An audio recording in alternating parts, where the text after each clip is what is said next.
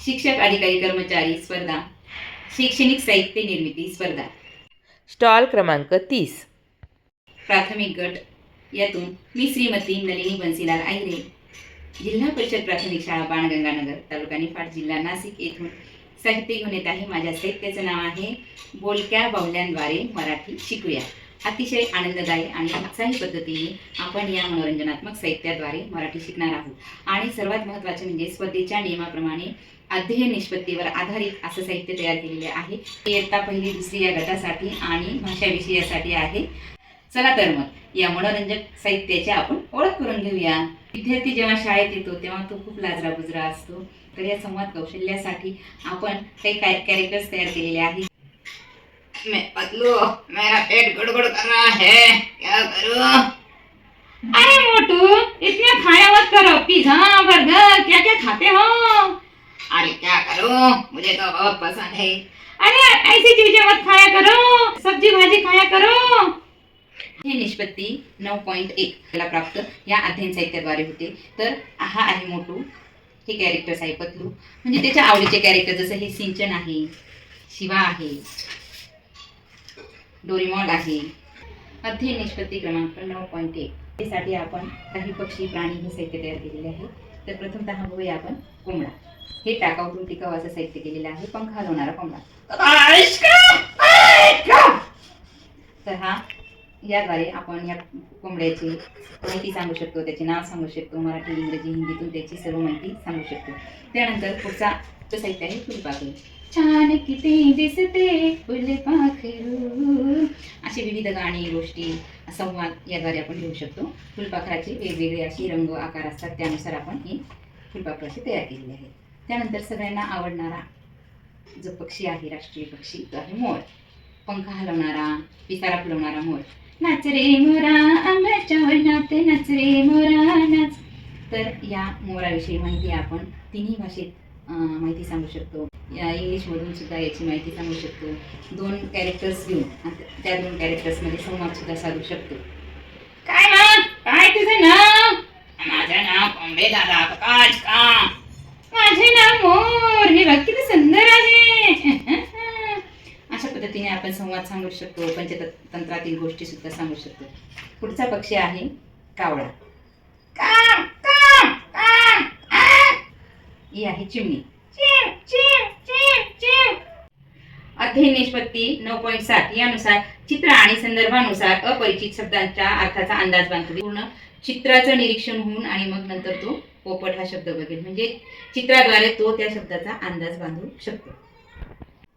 आपण मनोरंजनात्मक अशा पपेट्सचा वापर करून त्याचा लुक देत आता पेंग्विन पक्षी आहे बघा, त्यात आपण मराठीचे व्याकरण शब्दांच्या जाती घेतलेले आहेत. नाम सर्वनाम विशेषण क्रियापद हे घेतलेले आहे. त्याच्यात मांजर हे नाम आहे, वाचतो, तर वाचतोय आहे क्रियापद, अगदी बरोबर. तर आपण क्रियापदाच्या घरात ते असं ॲडजस्ट करणार आहोत. आता आपल्याला मराठीचे व्याकरण शिकायचे आहे, तर ते सुद्धा बघा आपण अशा वेगवेगळ्या पपेट्सद्वारे शिकणार आहोत. आता मासा हा विद्यार्थ्यांना खूप छान पद्धतीने आवडतो, आकर्षित करतो. याचाच उपयोग करून मी मासात लिंग बदला हे साहित्य तयार केलेले आहे बघा. आता देव देवी, वचन बदला सुद्धा असेच मॅजिक आहे. हा जांभळ्या कलरचा मासा आहे, त्याच्यात झाड झाडे भाकरी बघा, हिरव्या रंगाचा मासा आहे. समानार्थी शब्द आई माता. हे बघा इथं बरोबरचं चिन्ह म्हणजेच समान शब्द, एका शब्दाला समान असा दुसरा शब्द, अर्थाचे शब्द. गोड कडू, बीज चिन्हे हे सुद्धा मॅजिक असं फुलपाखराद्वारे बघितलेलं आहे बघा. विराम चिन्हे हे वेगवेगळ्या प्रकारचे असतात. तर प्रथमतः पूर्णविराम आणि पूर्णविरामचे वाक्य. मी शाळेतून घरी आलो पूर्णविराम. मी चहा पितो पूर्णविराम. अध्ययन निष्पत्ती 10.2.2 साधी विरामचिन्हे ओळखतो.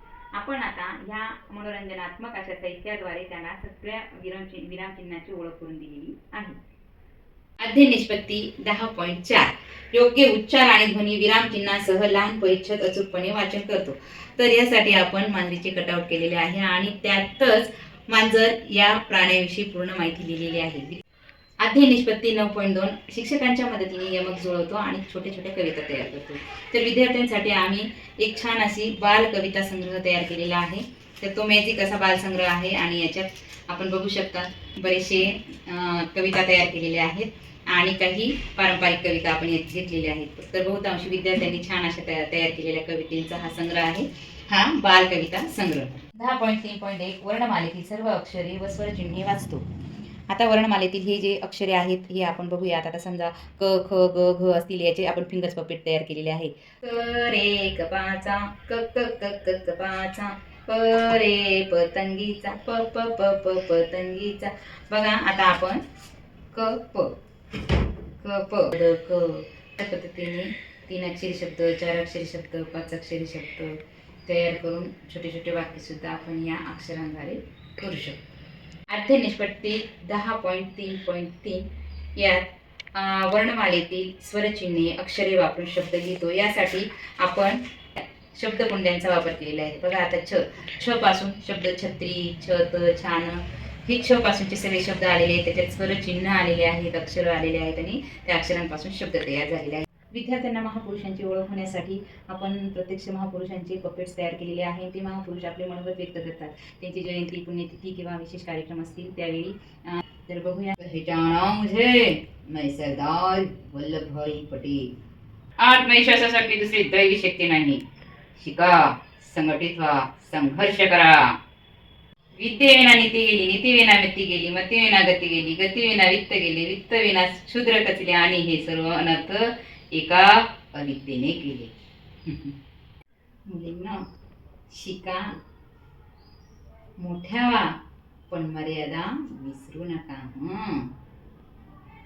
शिवा, तुम्ही आमचे पुत्र नसून अवघ्या मराठी साम्राज्याचे राजे आहात. तुम्हाला जिंकलंच पाहिजे. हो मातोश्री, आम्हाला आज्ञा द्या. तथास्तु. स्वातंत्र्य हा माझा जन्मसिद्ध अधिकार आहे आणि तो मी मिळवणारच. चला, अहिंसेचा मार्ग आपण आता अंगीकारूया. रघुपती राघव राजा राम, पतित पावन सीताराम.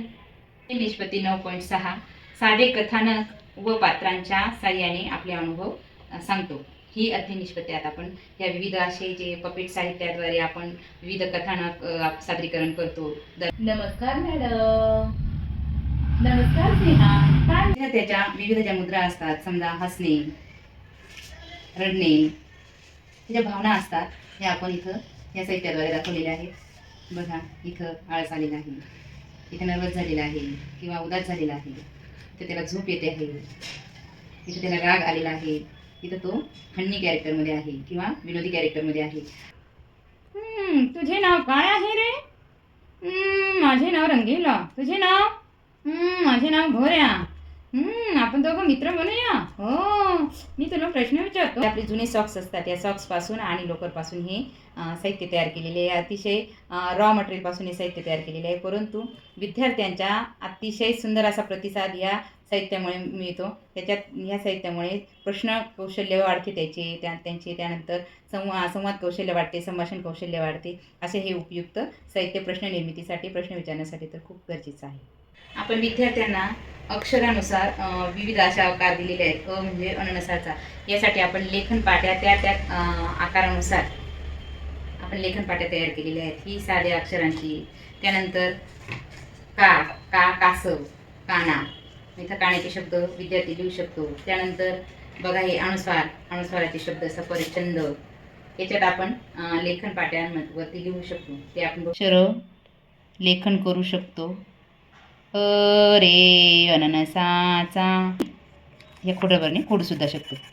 अशा पद्धतीने या पाटीवर आपण अक्षरं लिहू शकतो आणि इकडे साधे शब्द लिहू शकतो. क प.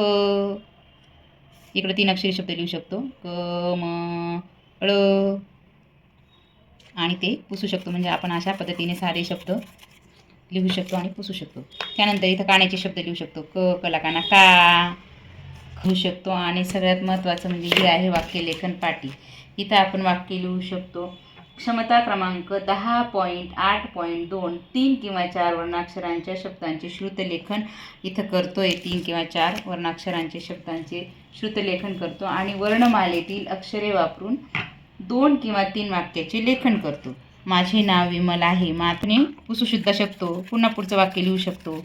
अशा पद्धतीने ह्या मॅजिक अशा वाक्यलेखन पाट्या आहेत. आणि इथं आपण अनुलेखन सुद्धा करू शकतो. राम राम मंडळी, हे आहे सकाळ, हे रामपूरचा सरपंच.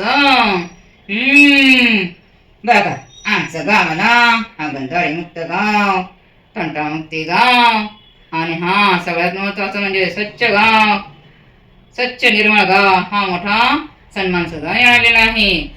आणि हा सर्वात महत्वाचं म्हणजे आमच्या इथे लेकी बाळी सुरक्षित राहतात हो, कारण मला दबदबाच आहे हो. आमचा आदर्श गाव आहे रामपूर, म्हणजे आदर्शाची खाण आहे हो. राम राम मंडळी, मी इंदुबाई. मी मुलांना छान छान गोष्टी सांगते हो. मुलं छान ऐकतात आणि तसेच छान वागतात हो. हा बाहुली प्रकार आहे आणि ही हात बाहुली किंवा याला हँड पपेट सुद्धा म्हणतात. आणि या साहित्यामुळे प्रथमतः आपण याची उपयुक्तता बघूया. या साहित्यामुळे मनोरंजनात्मक शिक्षण होते, विद्यार्थ्यांची उपस्थिती वाढते, विद्यार्थ्यांना अवघड घटक सोपा वाटतो, विद्यार्थ्यांना हे साहित्य खूप आवडीचे असल्यामुळे त्यांना शाळेची ओढ वाटते, संवाद कौशल्य वाढतं, नाट्यकरणात्मक कौशल्य वाढतं. त्यानंतर विद्यार्थ्यांचा वाचन, लेखन, संभाषण याचा विकाससुद्धा होतो. अबोल मुलं बोलायला लागतात. आणि सगळ्यात महत्त्वाचं म्हणजे जे दिव्यांग विद्यार्थी आहेत ते विद्यार्थीसुद्धा या बोलक्या साहित्यामुळे बोलायला लागलेले आहेत. माझ्या वर्गातली राधिका गेगडमल नावाची जी दिव्यांग विद्यार्थिनी आहे, ती अजिबात बोलत नव्हती, परंतु या जादुई अशा साहित्यामुळे ती बोलायला लागली आणि तीसुद्धा शालेय प्रवाहात आहेत आणि छान बोलायला लागलेले आहेत. ही या साहित्याची उपयुक्तता आहे. स्वनिर्मित साहित्य, साहित्याची आपण जर नाविन्यपूर्णता पाहिली तर हे नाविन्यपूर्ण असं साहित्य आहे. हे जे साहित्य पेटे आलेले आहे तिथं कुठेही हे साहित्य आढळणार नाही असं साहित्य आहे. आणि या साहित्याचं सगळ्यात महत्त्वाचं सांगायचं तर हे सगळं टाकाऊतून आपण साहित्य केलेले आहेत. हे साहित्य आपल्याला यूट्यूब चॅनल असेल किंवा साहित्यपेटी असेल इथं कुठेही हे दिसणार नाही. आणि विद्यार्थ्यांना हवेहवेसे वाटणारे असे हे मनोरंजक साहित्य आहे, इतरांपेक्षा वेगळे साहित्य आहे. साहित्याचा खर्चाचा जर विचार करायला गेले तर आपल्याला या साहित्याला 90% जे साहित्य आहे ते टाकाऊपासून आपण तयार केलेले आहे. त्यामुळे फक्त आपल्याला 10% जसे स्केच पेन, कागद वगैरे असतील यासाठी आपल्याला खर्च आलेला आहे, परंतु 90% ह्या टाकाऊ वस्तू आहेत आणि टाकाऊपासून नाविन्यपूर्ण टिकाऊ असं छानसं साहित्य तयार झालेलं आहे.